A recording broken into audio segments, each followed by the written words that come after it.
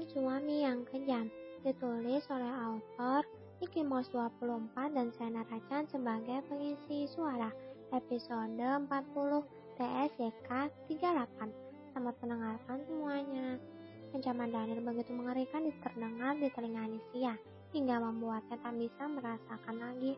Padahal Alicia berharap, jika tinggal di kantor meski telah dengan tak adil Presiden memberinya hak istimewa yang Alicia anggap sebuah kekangan dari Daniel.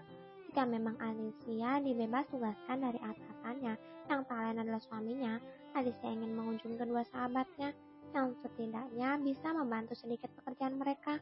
Alicia masih rindu sebab mereka belakangan ini hanya bertemu di saat pagi dan pulang saja, dan itu waktunya sangat singkat. Makan siang pun hanya sekali dua kali Alicia diizinkan oleh Daniel untuk keluar sama sahabatnya. Namun Alicia tak punya pilihan selain menurut. Ia dengan berat hati pulang ke mansion meski dirinya masih di kantor. Alicia merasa di kantor lebih baik daripada di mansion. Meski di kantor Alicia selalu berdekatan dengan Daniel yang mood sinyalnya kadang on, kadang off, yang membuat Alicia bisa berhenti bernafas sewaktu-waktu.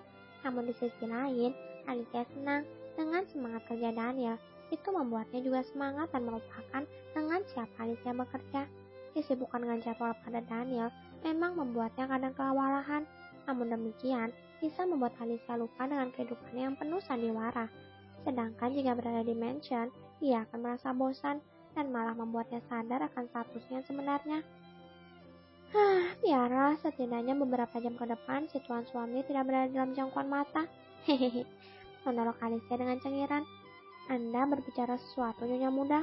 Tanya Pak Gun yang dari tadi fokus mengemudi, namun mendengar samar ucapan Alicia. Ya, Alicia sudah berada di jalan menuju mansion dengan supir pribadi milik keluarga Prasetyo, Pak Gun. Saya ingin makan es krim. Bisakah kita singgah sebentar di kedai es krim? Tawar Alicia beralasan. Namun memang Alicia rindu menikmati es krim yang telah lama tidak dinikmatinya itu. Baiklah, tapi saya harus meminta izin pada Tuan Daniel dulu sudahlah, tidak jadi. Kita langsung pulang aja. Potong Alicia kesal mendengar ucapan terbata Pak Gun. Maafkan saya, Nyonya Muda, tapi perintah Tuan Muda adalah wajib bagi saya. Ucap Pak Gun tak enak pada istri Tuan Mudanya. Ya, sebelum berangkat tadi, Daniel sudah memberi titah bahwa Alicia harus pulang ke mansion. Bahkan Daniel sampai menunda keberangkatannya beberapa menit hanya karena menunggu Alicia pulang lebih dahulu diantar oleh Pak Gun.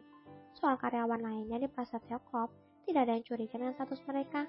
Para karyawan hanya salut pada Alicia yang bertahan bekerja dekat dengan Daniel. Padahal Alicia hanya anak magang yang pasti, tak memiliki pengalaman seperti Ali maupun Tasha yang sangat kebal akan sikap dan sifat Daniel yang seenaknya.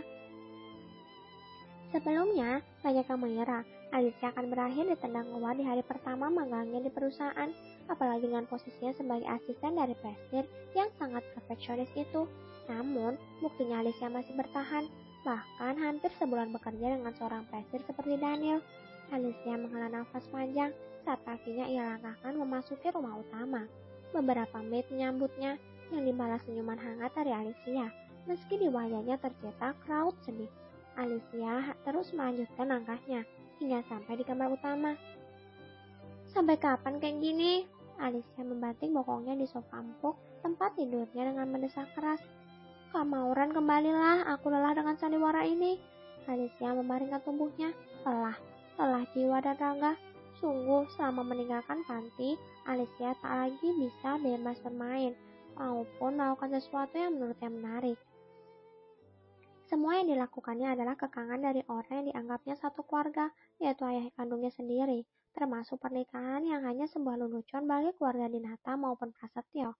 Tanpa memikirkan perasaan Alicia harus rela jadi korban demi keegoisan Mauren, yang bahkan semua orang mendukung Mauren. Semua orang berpihak pada Mauren, tidak seperti dirinya tak pernah mendapat dukungan sekecil apapun, tak pernah. Kamar ini milikmu, status ini milikmu, ambillah. Mata Alicia memindai setiap sudut kamar. Seketika mata Alicia membulat sempurna, disertai tubuhnya menegang. Buru-buru Alicia beranjak duduk. Jangan kembali! Monolog Alicia dengan suara kencang setelah sadar dan keadaannya sesungguhnya. Setidaknya sebelum aku selesai magang dan lulus kuliah. Karena aku tahu mau kemana setelah ditendang keluar dari sini. Tidak, Alicia, Penglihatan Alicia mulai buram akibat genangan air mata di pelupuk matanya. Ting, pesan Masud. Alicia merogoh ponselnya. Temui saya di Hotel Kiwi jam 5 sore. Bunyi pesan yang termasuk dalam mobil Alicia. Alicia mengerutkan kening. Siapa orang yang mengirimnya pesan? Karena pesan itu dari nomor baru. Alicia menyimpan ponsel di atas meja, mengabaikan pesan itu. Alicia pikir nomor iseng. Ting, kembali. Bunyi pesan terdengar. Alicia dengan malas mengambil ponselnya dan membuka pesan itu. Saya menunggumu, Liz. Ini dari ibumu, Maria. Bunyi pesan itu. Mata Alicia mendelik bersama dengan air mata yang menetes. Bukan menangis karena mendapat pesan dari wanita kejam yang berstatuskan ibu tirinya itu, namun karena terkejutlah hingga membuatnya mendelik beberapa kali sampai membuat genangan air yang sedari tadi terbentuk di pelupuk mata mau tak mau keluar. Pada dirinya sudah tidak bersedih melainkan shock. Bunyi pesan masuk. Alicia terlonjak kaget mendapat panggilan masuk. Tunggu, dari nomor yang sama dengan yang mengirimkan pesan tadi. Itu berarti si pemanggil adalah istri ayahnya. Belum selesai dengan keterkejutannya mendapat pesan itu, Alicia kembali dibuat terkejut sekaligus heran mendapat panggilan telepon pertama dari ibu sambungnya itu. Ya, selama hidup dengan ayah dan keluarga ayahnya, Alicia bahkan tak tahu nomor ponsel mereka. Karena jika ada apa-apa, Alicia selalu berhubungan dengan asisten Dinata. Dan selama belasan tahun tinggal di mansion Dinata, ini adalah panggilan pertama yang Alicia dapat dari keluarga besarnya, dan itu adalah ibu tirinya. Panggilan pertama terlewat begitu saja. Alicia masih berusaha mencerna keadaan. Ini mimpi atau nyata? Pikirnya. Panggilan kedua masuk. Dengan perasaan gugup, Alicia memberanikan menggeser tombol hijau untuk menyambut panggilan dari nomor baru yang mengatasnamakan dari Maria, ibu tirinya. Halo Liz, jangan lupa datang ya. Saya harap kamu tidak mengecewakan saya hanya untuk menunggumu. Suara lembut namun penuh peringatan dari seberang telepon memotong sapaan Alicia. Baiklah, ucap Alicia terbata. Alicia tak lagi bisa berpikir panjang mendengar ucapan Maria dan saran akan ancaman meski terdengar lembut. Alicia sudah biasa. Oke, sampai ketemu nanti sore anakku. Maria memutuskan panggilannya. Alicia mematung di tempat mendengar untuk pertama kalinya. Dia dipanggil oleh anak oleh ibu dari kakak-kakaknya. Sedangkan di seberang sana, Maria yang menyerangai seram membayangkan rencananya akan berhasil. Meski Maria geram dengan Alicia yang mengabaikan pesan dan panggilan teleponnya yang pertama, namun Maria harus bersabar agar rencananya bisa berjalan mulus. Oke para pendengar semua, sampai jumpa di episode selanjutnya.